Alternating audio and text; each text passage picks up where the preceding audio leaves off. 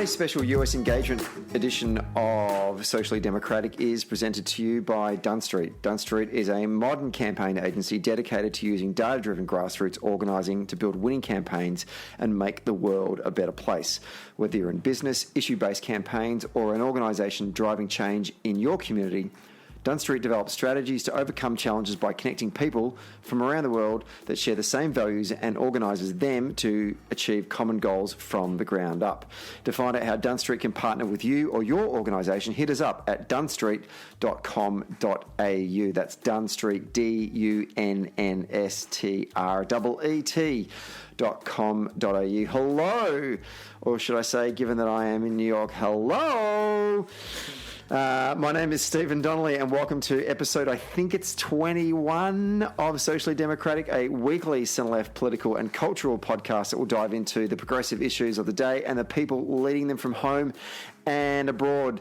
This is the second or third episode we've done on our tour through the States in conjunction with the Dunn Street United States engagement mission. If you've been following us on social media, you would have seen all the meetings we've been having with a whole bunch of really interesting folks from policy, government advocacy and tech in Washington and New York. Today's episode, I'm going to be interviewing a guy that you've actually heard before, Sam Schneidman, who was the field director for the Community Action Network in the 2013 federal election campaign in Australia and the 2014 successful Victorian state election. We had Sam on a couple of months back to talk about the Democratic primaries, and we got really, really good feedback. So I thought we'd get Sam back on again since I am in his hood. So that's on today's episode. And also don't forget, if you want to follow any of the things that we've been doing on this campaign, hit us up on our socials, the Dunn Street socials, including LinkedIn. And also don't forget to follow the podcast via Apple Podcasts, Spotify and Stitcher. And if you're listening to us on Apple Podcasts, please leave us a review and a rating, and follow us on Dunn Street, Facebook, Twitter, Instagram and LinkedIn. But let's get to today's episode.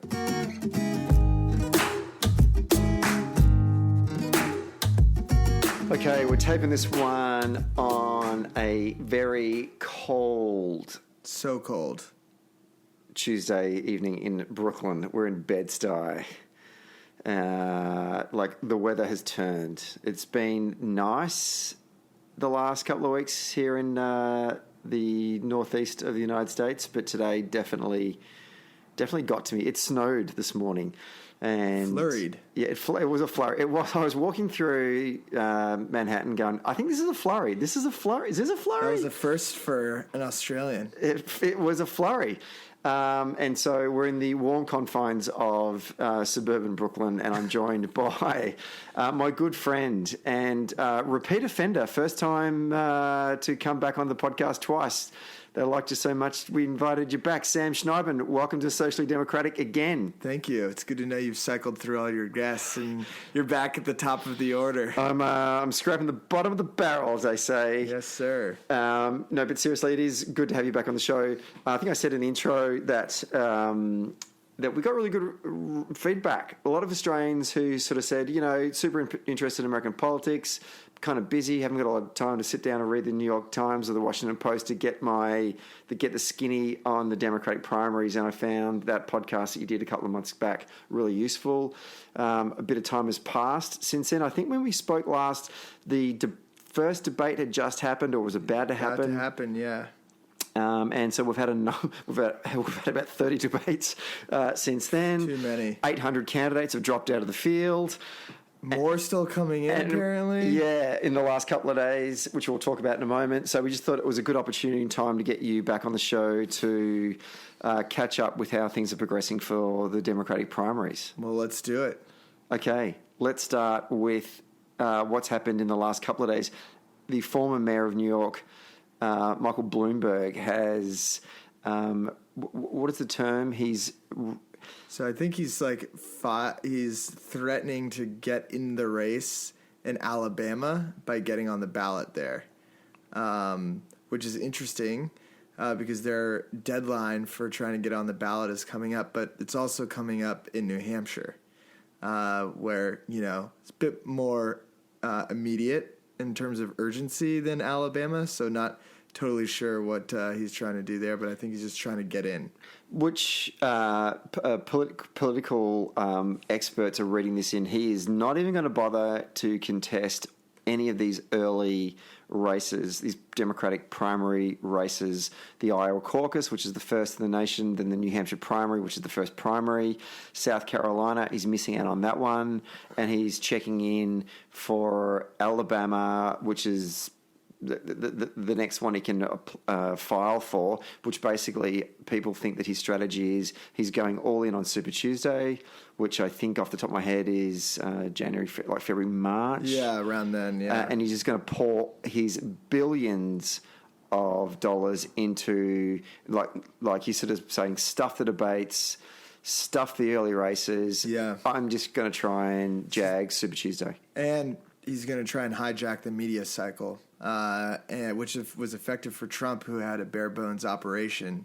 If he's able to sort of bring the narrative and attention onto him and his message, I think his calculus is that he's going to be able to win enough delegates, or I guess in some other universe, potentially do some sort of like outsider third party bid, trying to go take the mythical Howard Schultz contingency or constituency. There was an article this week in the New York Times that was in the not in the national section, not in the world section, but in the local section. So it was written from a very New York's perspective, saying to Bloomberg,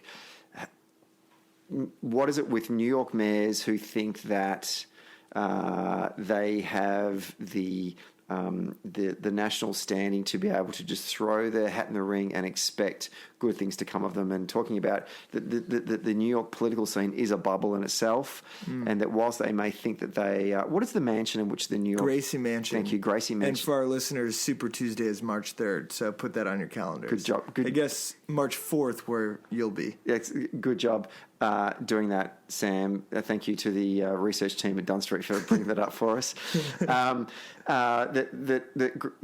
Those who enjoy the grandeurs of Gracie Mansion, who think they can then transfer that to the White House. It's just a litany of carcasses when you think about Mayor Giuliani. Remember, Giuliani was, like, after September 11, was a national hero. Yes. And then ran in the... Became a Republican freak. Well, let's not even get to that bit. Like, this is back when he ran in the Republican primaries and said, I'm not going to bother. I'm not bothering with the early races. I'm going to check in later. Yeah. And his candidacy was dead by September. Yep.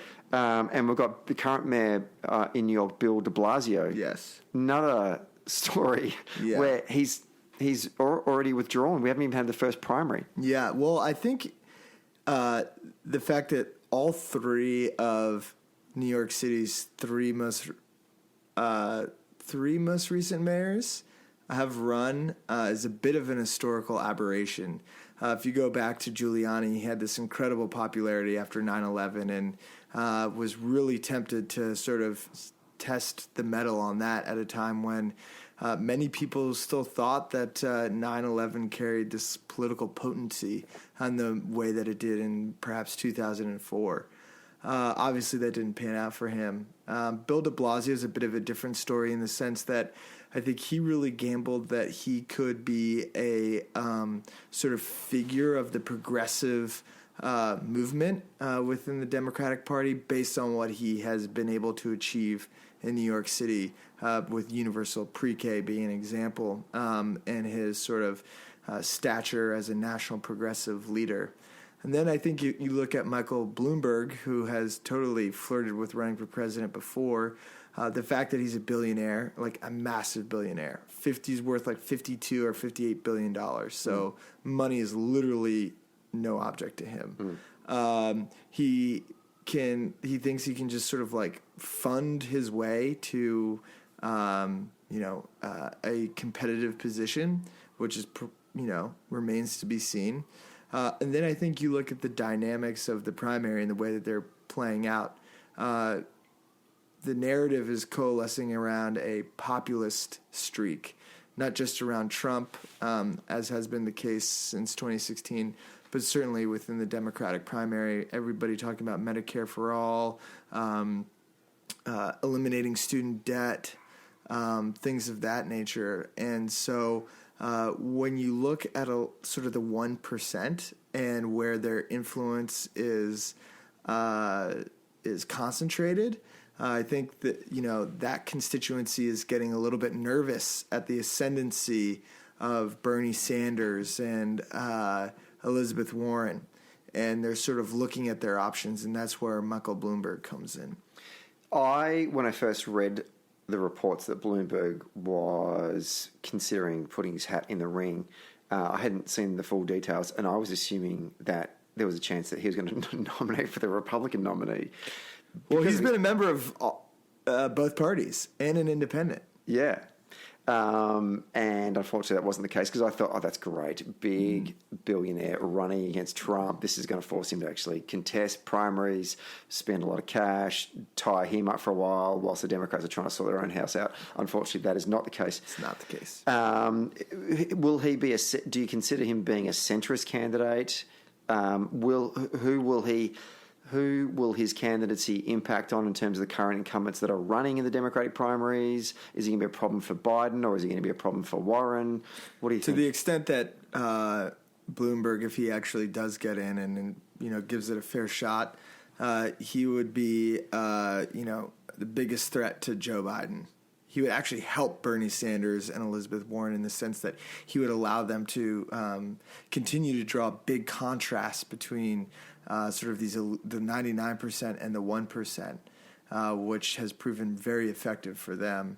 And then beyond that, I think he would pose a risk to Pete Buttigieg's support, who is benefiting from the bottom falling out of Joe Biden's campaign.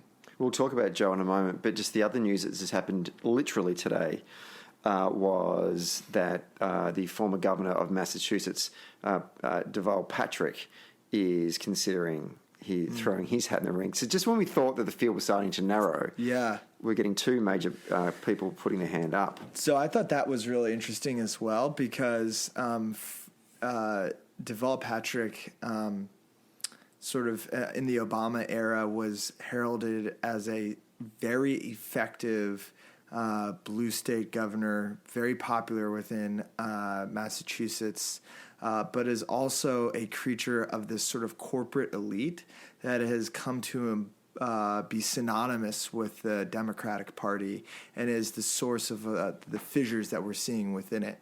He actually floated his name earlier in the cycle as a potential candidate and received Howard Schultz-like criticism and treatment online and ultimately decided not to move forward with it.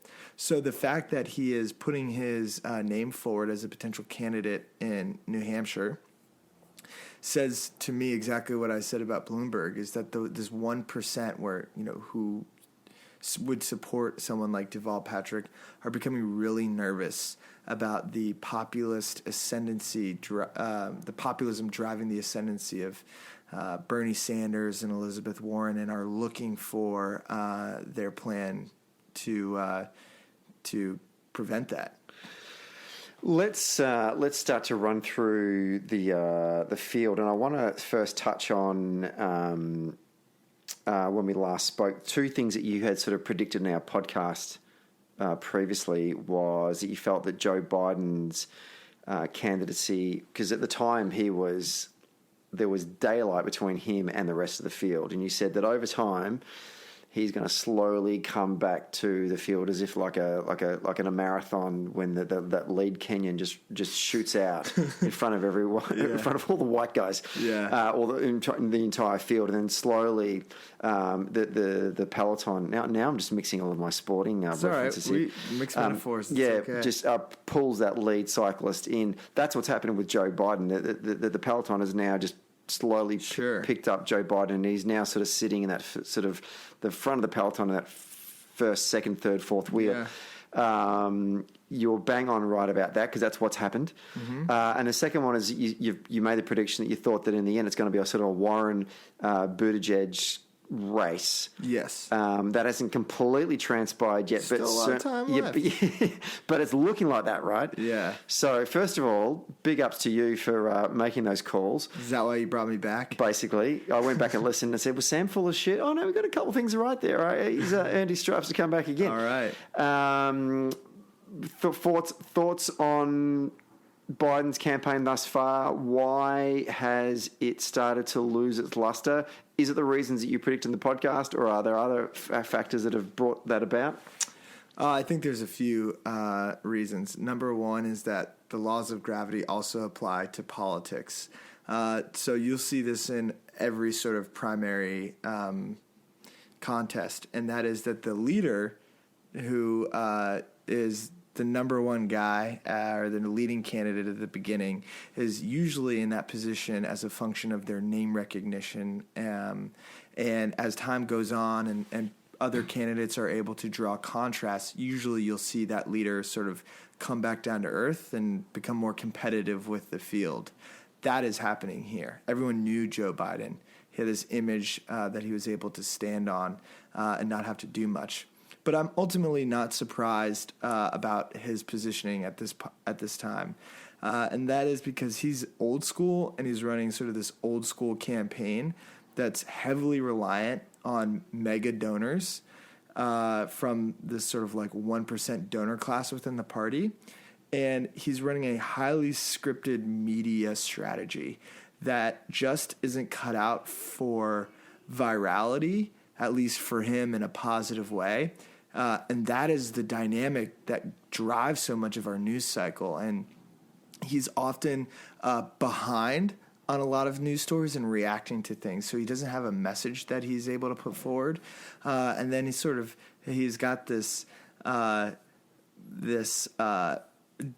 baggage, if you will, of the whole Trump impeachment and this conspiracy that he's tied up in.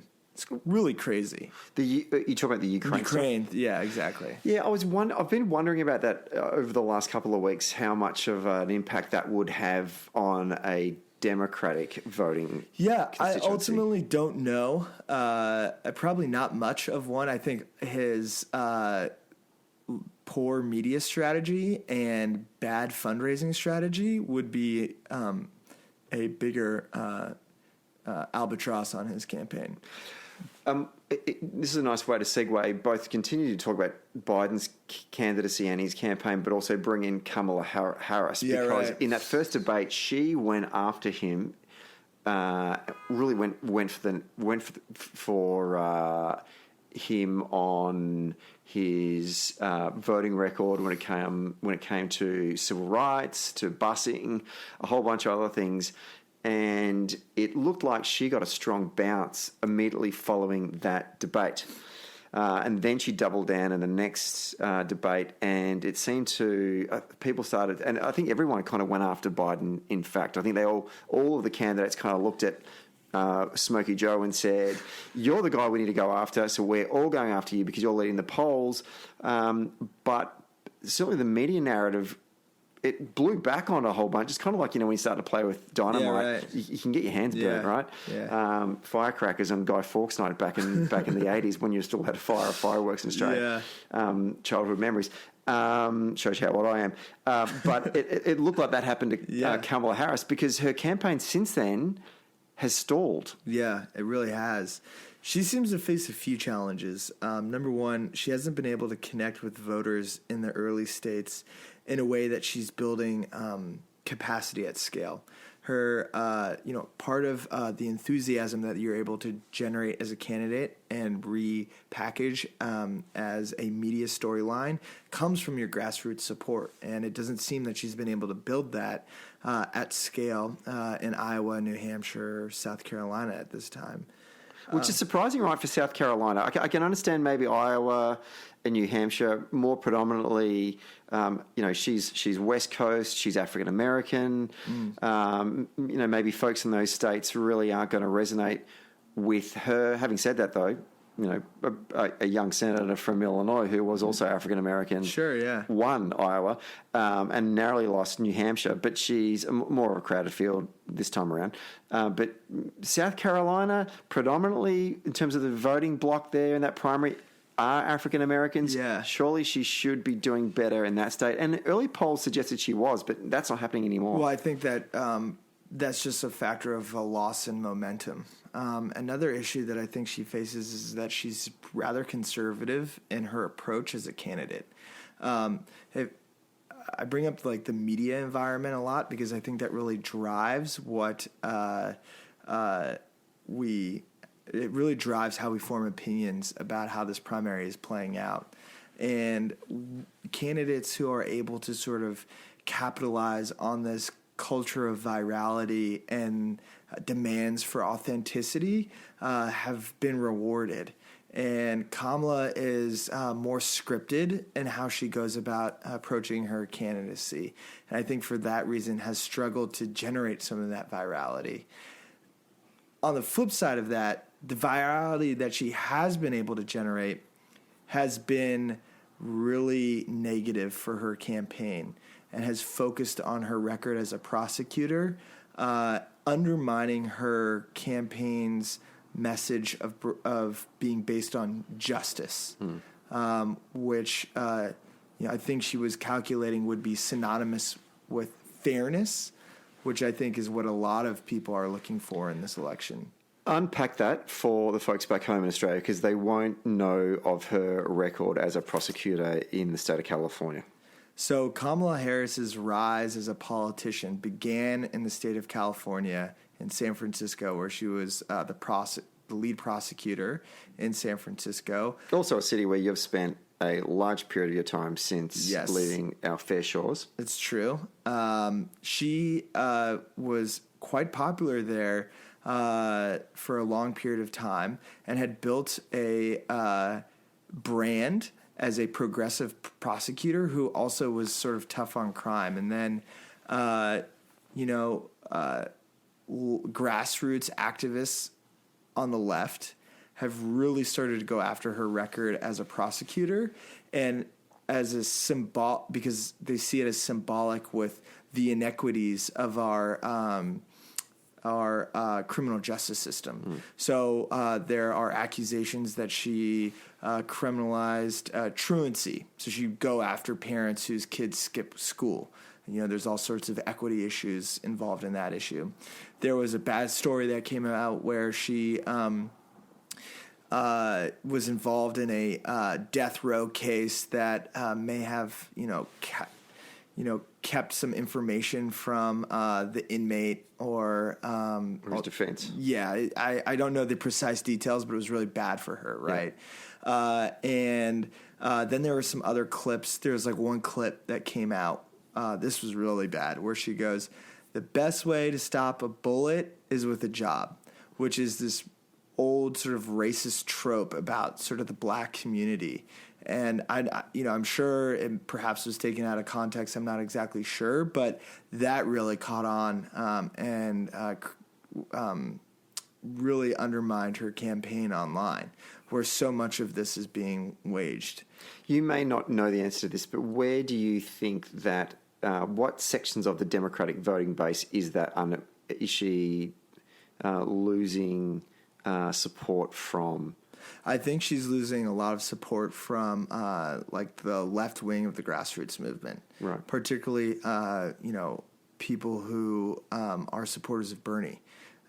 They probably see her as this neoliberal protector of the old school ways of doing things, who is positioning herself as a social justice candidate, but they don't think that her record really backs that up. Let's turn back to Biden for a moment and just any other thoughts on that? Just add a postscript to that answer on Kamala. Another thing that really hurt her was when Tulsi Gabbard started going after her, and she sort of lost all this momentum because the media narrative became all about her vulnerabilities. It became about her record as a prosecutor. One of the old laws of politics is that if you've got a strong candidate, you start attacking them based on what they think their strengths are. And as soon as Tulsi started going after her, and the left wing of the grassroots movement of the Democratic Party started going after her as well, she began having to she lost control of that identity of being this fair-minded prosecutor who's going to create a more just America. I actually want to ask you more questions about Tulsi Gabbard, but we've only got an hour to do this podcast. Glad I don't have to answer those. Yeah, I know. And if we get to talk about every single candidate, it's going to take us 6 months. Yeah. If Tulsi's still around the next time you and I talk, we'll maybe break her candidacy down. But if she's not, well, then that's okay. Sounds good. But we've just spoken about it, so good on you for doing that. Biden going after Warren recently in the press. I foresee this to be tricky because I think that the narrative that Joe Biden has formulated and the reason why he's so goddamn popular amongst the Democratic base is because of the relationship that he had as the vice president in supporting the work of Barack Obama and his presidency from 2008 through to 2016. And let's be honest, the memes that were coming out in the final days of all that period in between the end of the Obama Biden presidency and the beginning of the Trump presidency were legendary. Very good. Diamond Joe. Incredibly funny. And goddamn it, probably a little bit accurate as well. Yes, and definitely. That's why we love him. We love him because it's the supporting Joe. It's when he passes, when Obama passes healthcare and he's up next to him, he shakes his hand and says, good job. Yeah, good job. Big fucking deal. Yeah, this is a big fucking deal, right? That kind of stuff. And those memes of him holding the football, just trashing on Trump and what's going to happen. Can't we just do this? Can't we do that?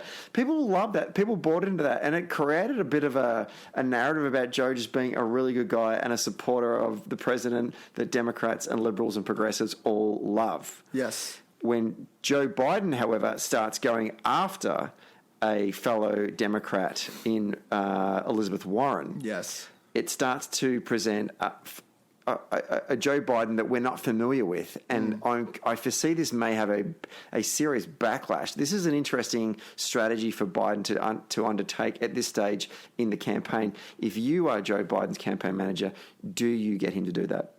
I think he has no choice. He is losing momentum. Elizabeth Warren is clearly on the rise, is the most credible other front runner. And if he goes after Pete Buttigieg, he's sort of cannibalizing his own support, right? So if he goes after Elizabeth Warren, he's able to draw a contrast between the rising candidate and himself and continue to sort of put himself forward as the only other credible alternative. So I really don't think he has much of a choice.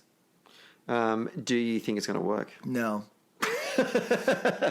So he's damned if you do, you're damned if he doesn't. Look, he's going to lose. He's out of touch. He doesn't know how to campaign in this type of environment in a way that's meant for the long haul. He doesn't have a coherent message other than I'm Joe Biden and I'm not Trump and I've done a lot of good things. He doesn't have a vision for what he wants to do as president that has been clearly communicated. And he has not been accessible as a candidate. And when you look at all of those things that he doesn't have or hasn't done, he's got a lot of campaign debt, to use a term, that he's just not going to be able to pay back. Then here's a good opportunity then to bring in the poll that was conducted maybe a week or 2 weeks ago that just obviously went viral, which I think was conducted by the ABC/Washington Post that broke down some of those Rust Belt seats, Pennsylvania, Michigan, Wisconsin, maybe Ohio, that compared the polling numbers for, maybe you can bring it up whilst I pad, polling numbers for Biden, Warren, Sanders, and Trump. And in the majority of those Rust Belt states, Biden was either beating Trump or was competitive with Trump, whereas Warren was clearly losing to Trump, and Sanders was clearly losing to Trump, except for, I think, in Michigan. Yeah. Now, it's only one poll. The margin of error was around 3 or 4%. And in some of those numbers were within the margin of error, but in some of those, Biden was ahead of Trump.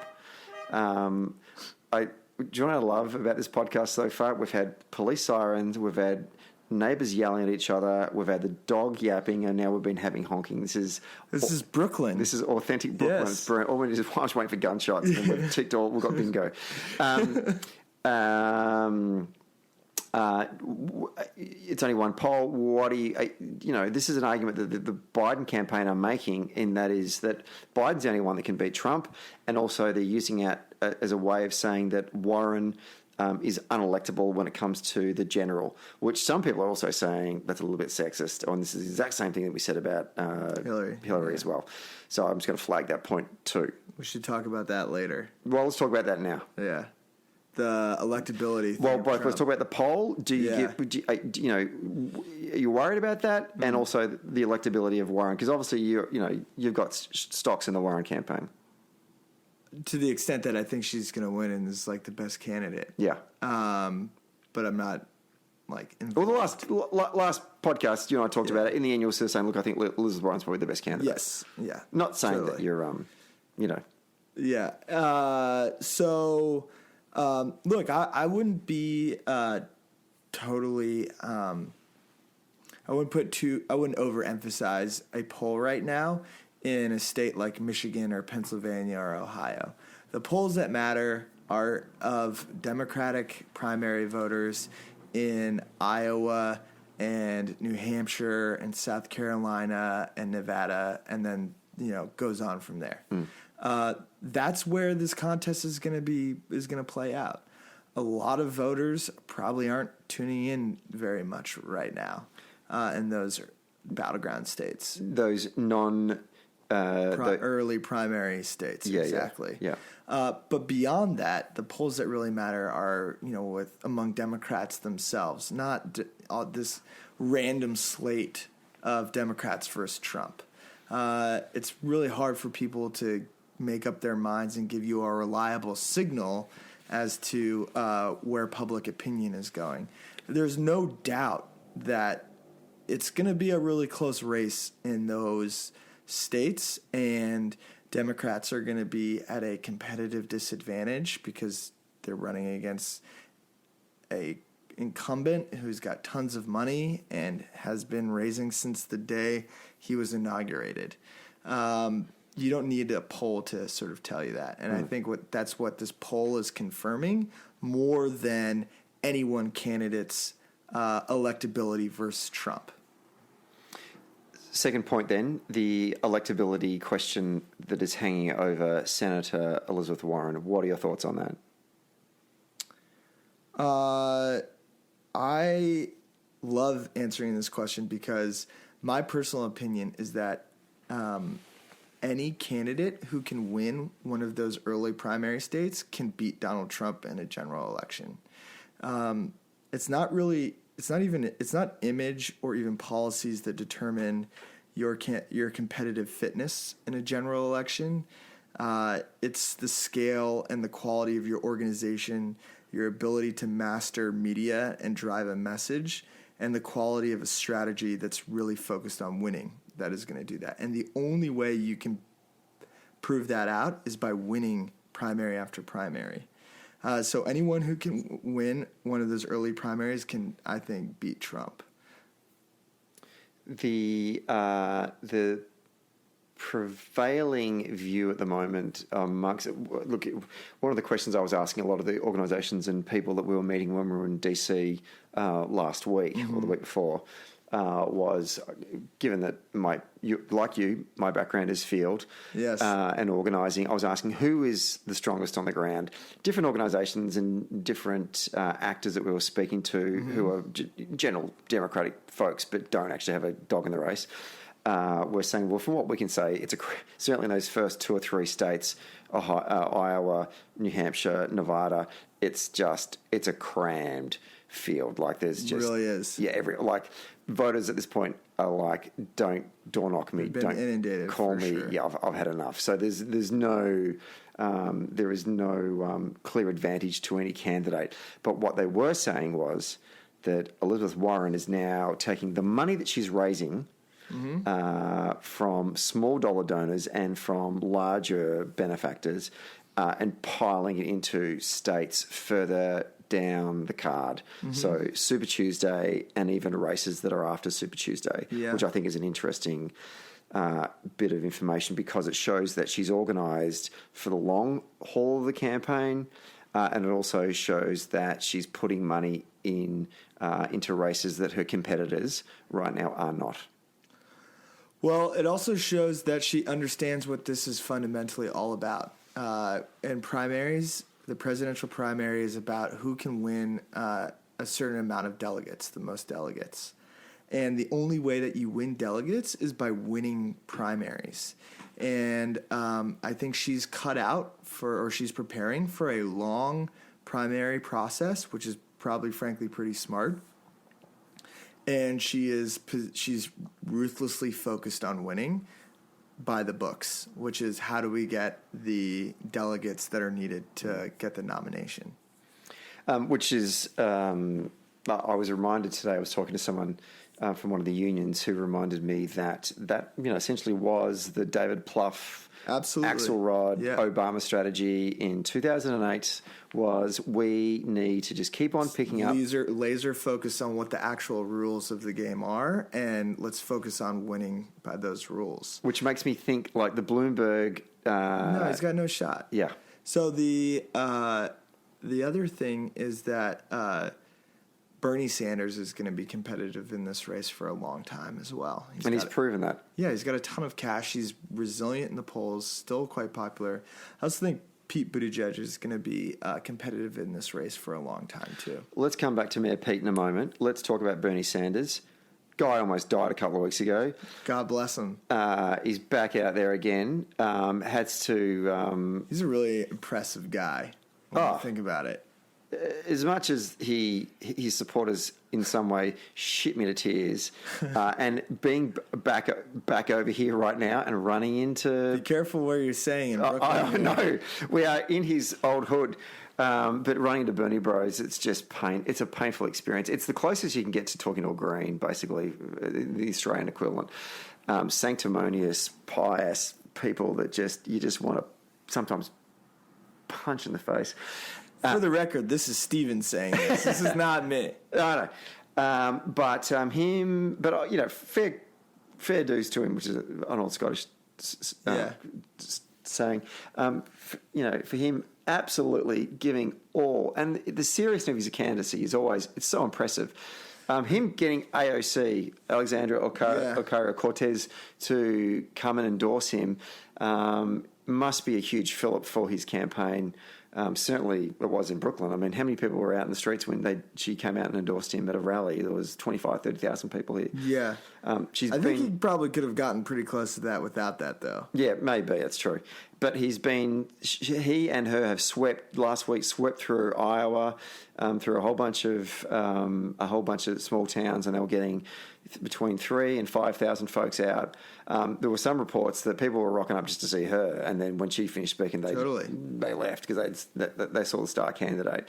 How much of an impact do you think that her endorsement will have on his campaign in those first 2 states? Well, certainly Iowa anyway. Yeah, it's really hard to say what the overall impact of it is going to be, right?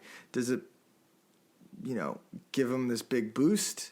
Does it help him sort of tread water? Really hard to say. I think if you look at it, it came at a really good time when sort of Bernie was, on the mend from his heart attack, and glad he's back. But when that came, it sort of helped him to sort of maintain his levels of support. And if you look at the polls that have been coming out, he's right at the top. And I think people are still sort of discounting him. It's really interesting. of all the polls that have been coming out, he's in the top 2 or 3 or leading these polls. But every single media report calls it like a Liz Warren, Pete Buttigieg. Yeah. Right. Yeah. Or Joe Biden still in the lead. And they're all overlooking Bernie Sanders. And to the extent that AOC has a significant impact, it's that she is a lightning rod for media attention. The media is always going to be interested in whatever she does, and she commands a lot of attention online. And so by being with Bernie and campaigning with him, she keeps the spotlight on him. She keeps the conversation going with him and make sure that he doesn't get overlooked despite doing really well. So I think that's where the big advantage comes in. It's hard to say whether it's moving his numbers in Iowa, but it certainly, if it hasn't helped him, it definitely hasn't hurt him. When she took the stage at one of those rallies in Iowa, she and I've just got the quote here, she said, "When people try to accuse us of going too far to the left, we're not pushing the party to the left, we're bringing the party home." And I thought that was interesting because I just don't think that the party, I don't think that is their natural home, is the far left. I mean, Bernie Sanders is not a member of the Democratic Party. He's a self-proclaimed democratic socialist, for whatever the hell that means, and she's claiming that she's a democratic socialist as well. But what does it even mean to be a Democrat these days other than someone who's aligned with corporate interests? That's their brand. It's horrible. The Democratic Party's brand is really bad right now.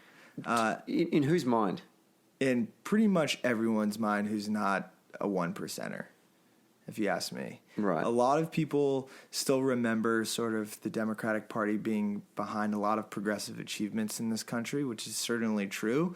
But if you think about it on a day-to-day level, a lot of people are sort of beginning to see at least the people who lead the Democratic Party in Congress as being these members of the 1% who are looking out for corporate interests, practicing this incremental politics that's not getting the results that they need, and are losing really important fights to a well-organized, uncompromising Republican Party. And that's where you see a lot of this fault line, the fault lines among the Democrats. And do you think that Democratic voters that will be voting in these early primaries see both Bernie Sanders and Elizabeth Warren as a part of that that cohort that are not a part of that 1%? Yeah. Who falls into that 1% that are leading? Yeah, I think that's what remains to be seen, right? Certainly, Elizabeth Warren has done Bernie Sanders is obvious. People do not see him as a member of the 1%. Like, he's not a member of the Democratic Party, so how could he be a member of the 1%? Yeah, exactly.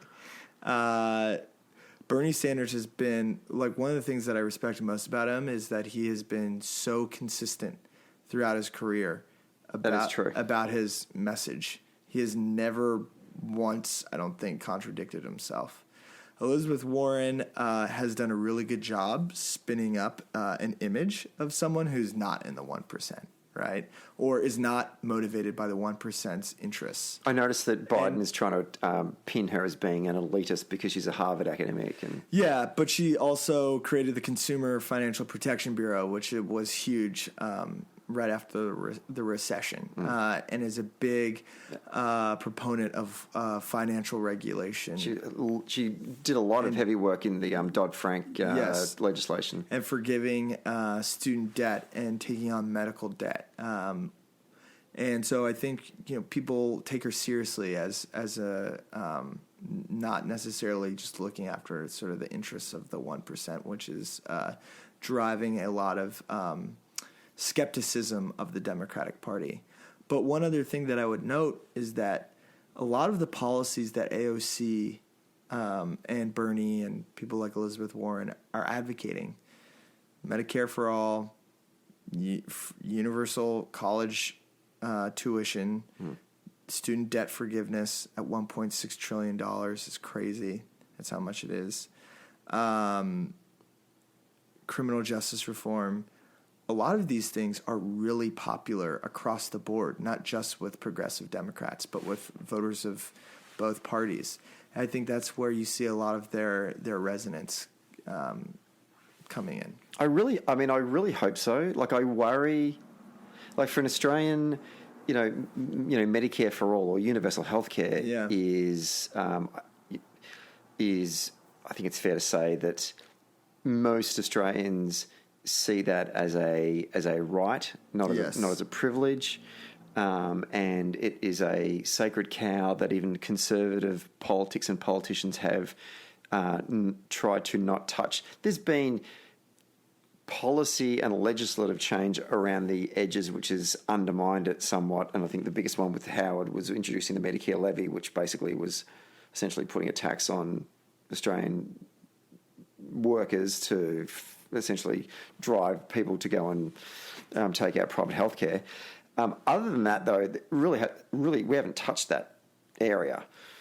Now, in this country, in the United States, this is something that, we saw how hard it was for Obama to introduce the Affordable Care Act through your Congress. Yes.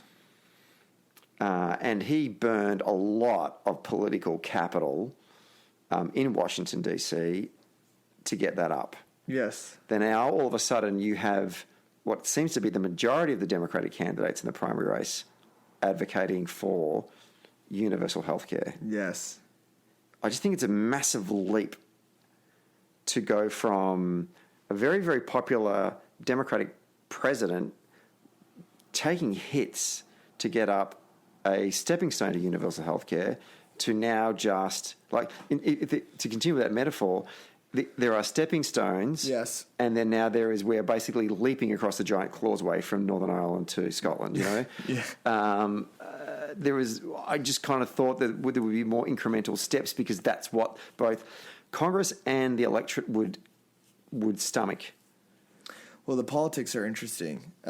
So there's no doubt that the grassroots of the Democratic Party wants Medicare for all and sees Obamacare as somewhat of a failure. Like, it's been really good in terms of what it's done for people, but it has some severe limitations, especially with the fact that it is subject to whatever Congress wants to do. No, it got so watered down, though. Yeah, watered down, left so much of it up to the states. So I think that there is no question that Democratic voters are hungry for it and it's broadly popular. And that makes sense. Yes, but then there's also the fact that I think every Democratic candidate thinks that they have to be for it in the primary, but has made a political calculus that there's no downside because it's not going to get passed, and this is maybe something that they're not going to have to deal with once they're in Congress. And so I think with the exception of Bernie, like even Elizabeth Warren has said, I back Medicare for all, and has like talked about a pathway to that, a 4-year pathway. And I think the focus legislatively, who knows what's going to happen, but it would be on that pathway to it. So you're thinking it's very coded language. They're saying, oh yeah, I'm all in favour of this, but let's be honest, we're not going to actually get there. I think that's an unspoken truth for everyone but Bernie. And Bernie has actually articulated a vision for how he's going to do this. He's talking about locking up the Republicans in a room, not letting them come out and vote, and then just making sure it passes through. No, he's talking, which is, I think this plays into a key part why people love him. He's talking about actually organizing around it, going to these Republican districts and states and putting pressure on these red state congressmen and senators to get it done. A key reason why we don't have universal health care in the United States is because Congress has a really old school way of doing things, whereas there's this mystique that you are going to have to make these legislative deals, and it's done in the back alleys of the Capitol. And for big changes such as healthcare, that mode of business just isn't going to work anymore. And so I think Bernie is actually right when he's talking about the need to go out and organize for something like this to eventually happen. But your alumni, the presidential version of Obama for America, Organizing for Action, actually, and Obama himself went out and did rallies. OFA had organizers on the ground all throughout the Affordable Care Act campaign. Like, he realized that at one point he needed to get out there amongst the people and actually try. Yeah, but it wasn't to the extent that he had the ability to do. I think if he's the top of the ticket, like he's the president. No, if you go back like, and look at the legislative push for that, there wasn't as big a. It was a lot of the old school way of doing things, where he was reaching out to members of Congress, asking them to take these votes. It was less about going into districts and publicly pressuring people. There was elements of that, no doubt, but then even it was the birth of the Tea Party movement as well. Yeah. And that's important to recognize. Like, if you're a Democrat and you want to, I think that was the cover for the Tea Party. Right. That wasn't, it was a convenient excuse for the Tea Party. But in a grassroots, a true grassroots battle between a battle of ideas over universal healthcare between the left and the right, you could argue that the right won that one. And if you're a Democratic presidential nominee, do you want to walk back into that quagmire and take hits just like Obama did? Like, that's why I think it's... You're going to have to. But I just think it's fanciful for a lot of these candidates to go out there and say, yeah, I'm all about universal healthcare, when in actual reality, that if you want to go through, as you've articulated quite clearly, to try and deliver that, we've seen already recently how impossible it is. Yeah, no one sees a viable path right now to getting there for Medicare for all. If you look at Congress, I mean, it's just unless there is a Democratic House and a Democratic Senate, it's really hard to see how that comes through without some sort of aberrational organizing movement. But that being said, what's the point of being in the office if you're not going to at least try for these things? No, and that is true. But I just think that some of these candidates are full of shit in the way that they're just sort of... A lot of them are full of shit about a lot of things. Before we move on to... I wanted to ask you some questions about the results that were just... It was Election Day in America. It's Election Day in America every bloody day, but it was Election Day in America the first Tuesday of November last week.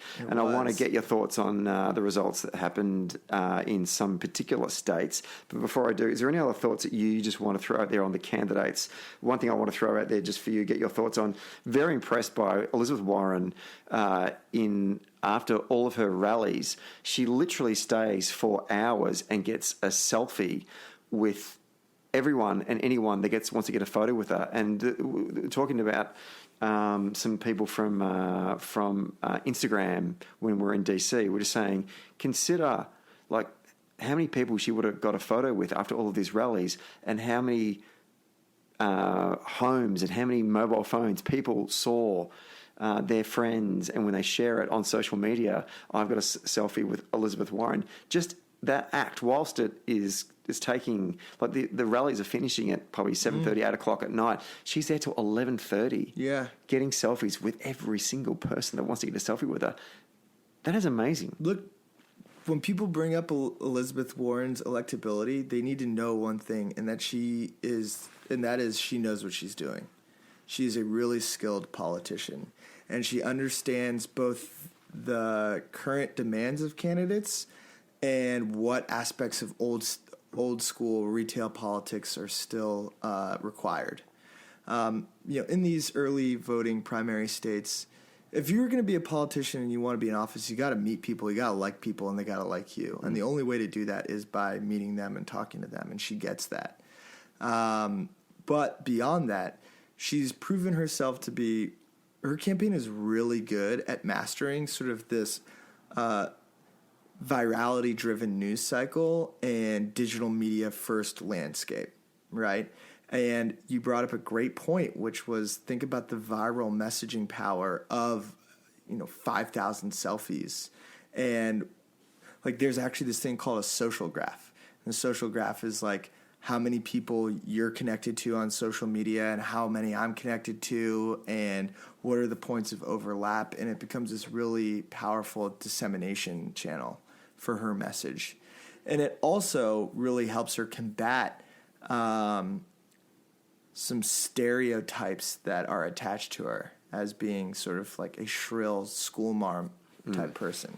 Which, if she's like affable, approachable, really nice, I think it's been a really effective strategy for her. I will also say that it's been a really good community building tool for her. It's a regular ritual. People know it's going to happen. People invest the time in wanting to get that with her. They know she's going to meet her end of the bargain and have a little word with you.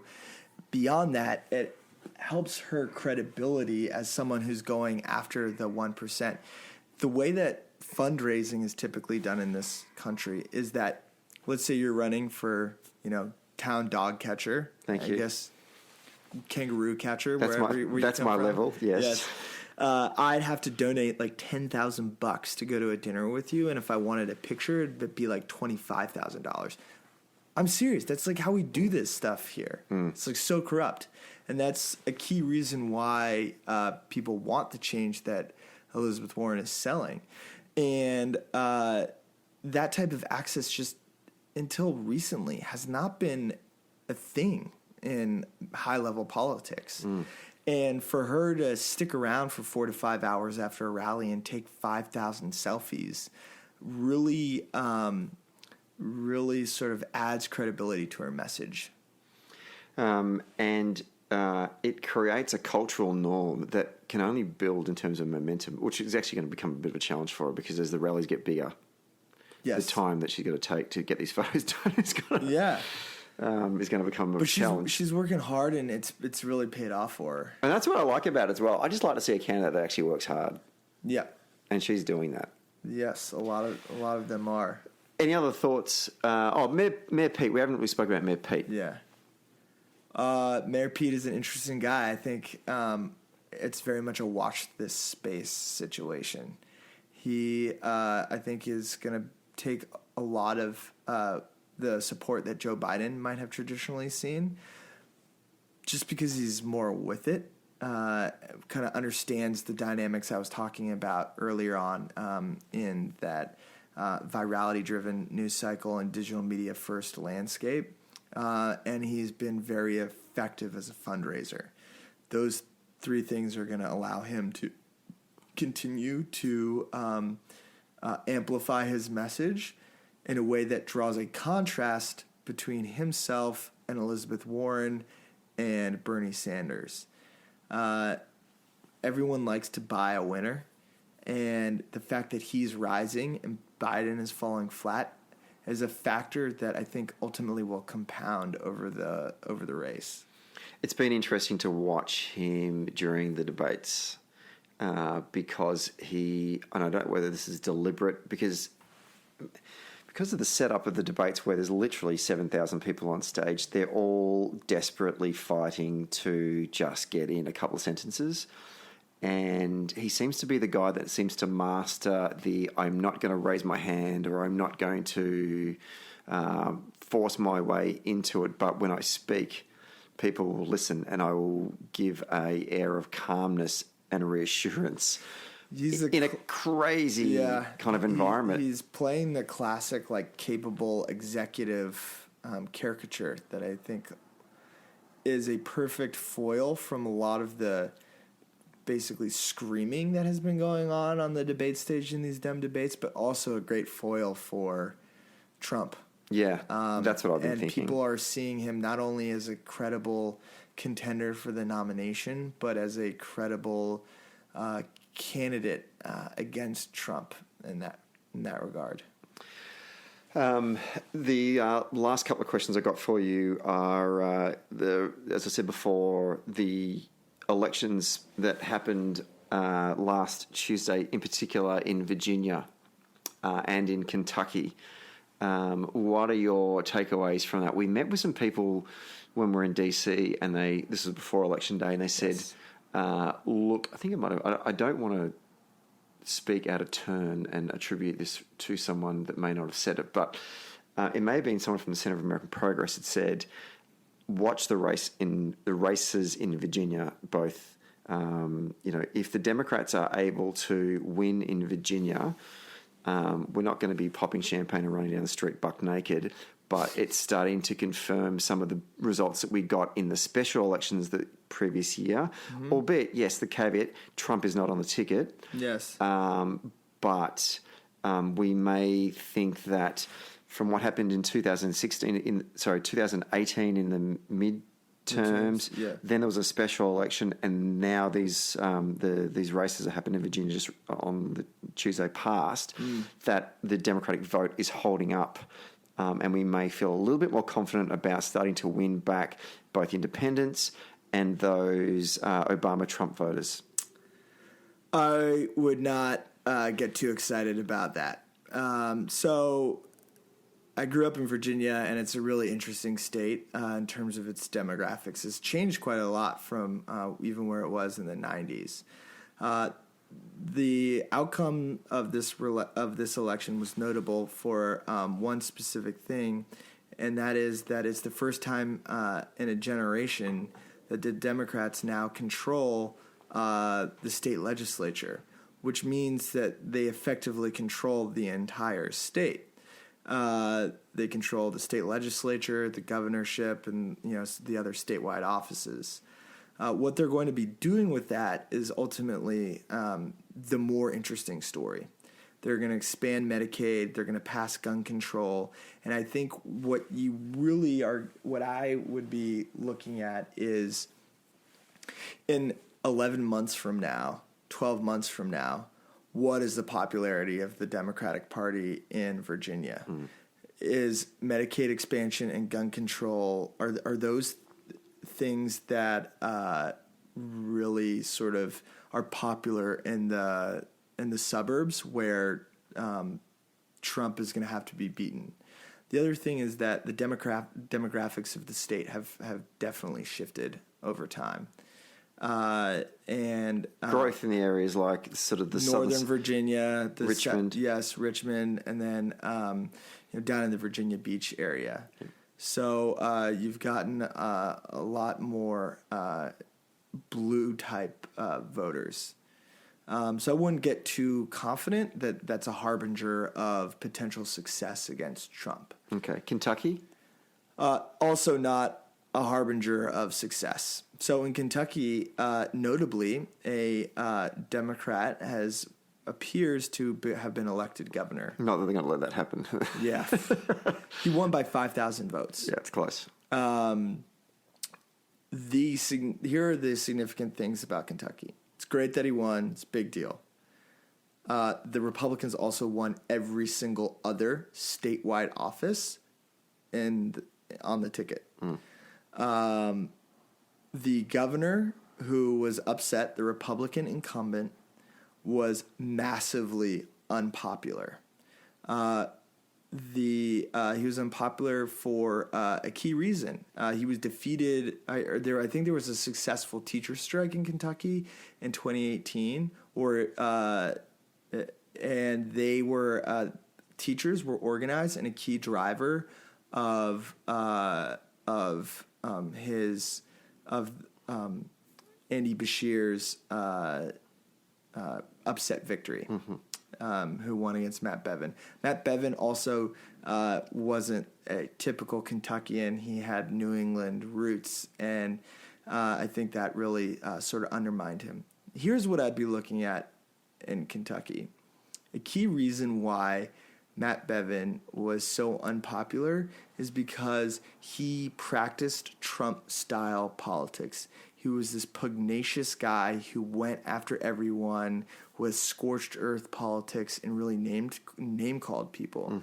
And that was a key reason why he became unpopular and lost a lot of the support in the Lexington and Louisville suburbs that you're ultimately going to need to win back to beat Trump.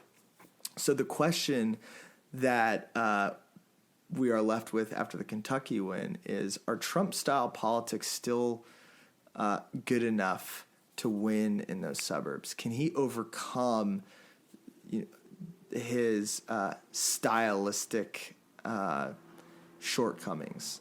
That's going to be really interesting. The other thing is that the new guy, Bashir, is going to be expanding Medicaid, which is like government health insurance, and giving it to like 400,000 people, and restoring voting rights for ex-felons, which is 1 out of every 4 black people in the state of Kentucky. That's huge. It's crazy. So it'll be interesting to see how the popularity of those policies endures. The last thing to mention is we had one of the senior leadership of the DNC's organising core. It's called Organising Core 2020. So basically, it's the Democratic Party trying to place field organisers and organising campaigns into battleground states that they've identified. I won't share them because I don't know if they're sort of public knowledge, but you can take a guess. Gee, I wonder what those which ones they are. Yeah, exactly. Unlike Hillary, they are going to get organised in Michigan and Wisconsin. But it was interesting. It was actually heartwarming to see that this far out from the general election that the Democratic Party are getting their shit together and actually employing organisers on the ground in local communities right now and building that capacity whilst the Democratic primary is going on right now, which is good. And it was one of the questions that one of the delegates from the Dunn Street mission asked was, well, how are you managing to have Democratic organisers on the ground now whilst there's actually an internal election essentially happening? And they're saying, well, what they're basically doing is they're just doing the organising work, preparing the infrastructure for whoever then the nominee will be come hopefully sooner rather than later, to then hand over this core of organisers and say, right, off you go. So that is something positive to end on.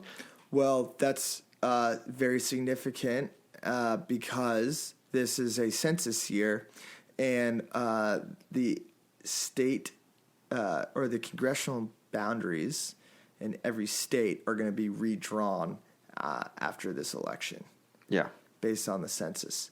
So the Democrats have a distinct disadvantage in their control of state legislatures. So it's good to know that they're maybe focusing a little bit more on these down ballot races. Yeah. Good things to come out of it. And also, one more plug, Ross Morales-Roquetto and Sarah Horvitz, who we met from Run for Something, who are they're a what do you call it? What's the organisation? 501c3. Thank you. No, to the listeners, you don't need to know what that means. They're an organisation that are focusing on helping, in particular, young Democrats run for something that is not necessarily Congress, Senate, or the presidency. It's actually running for the dog catchers that you speak of, and school boards and local state races. Really, really impressive outfit. And that was another one of the positives we took out of the week in Washington was the great work that Ross and his co-founder Amanda Lippman are doing with that organisation. So some real positive signs coming out of the centre-left side of politics. Yes, absolutely. One more thing to add on that Kentucky thing is that I don't think that a Democrat winning the governorship in that state is indicative that Mitch McConnell is likely to be upset in 2020. I just hope it puts the shits up him a little bit. That's my only takeaway from that. I don't think it would. That's really frustrating. Yeah. He's such a smug person. He's not a good guy. No. Sam Schneidman, thank you very much. It's been great to actually do a podcast with you face to face. Yes, this is exciting. I promise to come to Australia for the next one. As soon as you go through your next batch of guests. Well, absolutely. Well, it could be sooner rather than later. Let's do this either straight after the Iowa caucus or after the New Hampshire primary, but it's certainly around those first in the nation ballots. Can't wait. And let's talk about where things have progressed since then. Any predictions between now and, since you've been quite good at making predictions, any predictions between now and the first caucus? Well, this is a bit out of left field, but I've got a dark horse prediction that the Democrats have an outside shot at keeping the Senate seat in the state of Alabama. Right. Which is Doug Jones. Who won a absolute razor thin special election against Ray Moore. I think that when you look at how crowded that primary field is in Alabama, and the fact that he's an incumbent now for 2 years, I think that there's an outside shot that they keep that. So don't sleep on Alabama. Don't sleep on Alabama. Fantastic. The other thing is that I expect, I'm interested to see how the Warren-Bernie dynamic plays out, and where Pete, filters into things. But we can't forget that as of this recording, Joe Biden is still the guy to be beaten, although it appears that he's flagging a little bit. We shall see. Yes. Watch this space. Watch this space. Shall we go get some food? Yes. Thank you. All right. Thank you.